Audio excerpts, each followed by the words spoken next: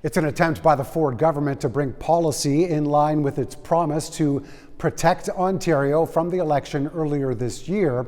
Only the effort to buy Ontario could come at a cost. We know that when we spend money locally, we support our local businesses, we support our communities. Anything and everything that falls under the public sector umbrella, the Ford government wants it to come from Ontario whenever possible. New Buy Ontario legislation is being introduced to favor goods and services here.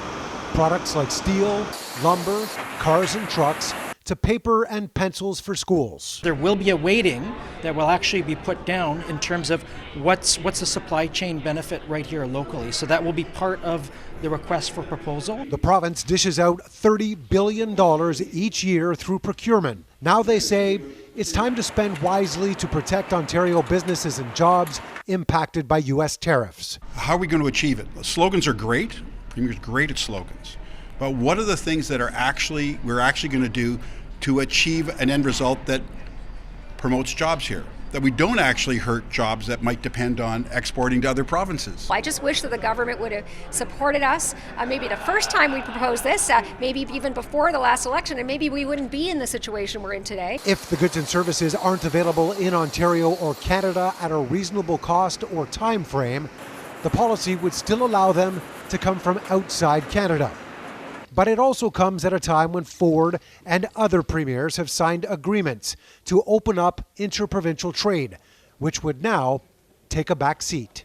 We're Ontario first, Canada second, and that's our priority. We're out here to protect the interests of the people of Ontario. We had an election in February of this year, and our entire focus in the election was protect Ontario. That's what we're doing. On another note, there was an announcement from Premier Ford today of $3.2 billion from a company that is involved in synthetic graphite. Vianode is planning on opening a facility in St. Thomas, Ontario.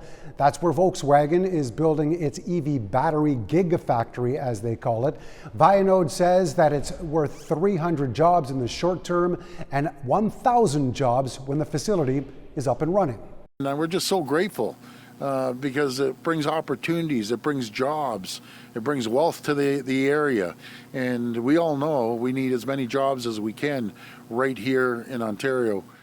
The opposition here at Queen's Park is quick to point out that there are other examples like Cami and Stellantis in the auto sector, for instance, where the government has entered into agreements only to find that those companies have shut down facilities and jobs have been lost. They're looking for some guarantees this time around. Mark McAllister, City News, Queen's Park.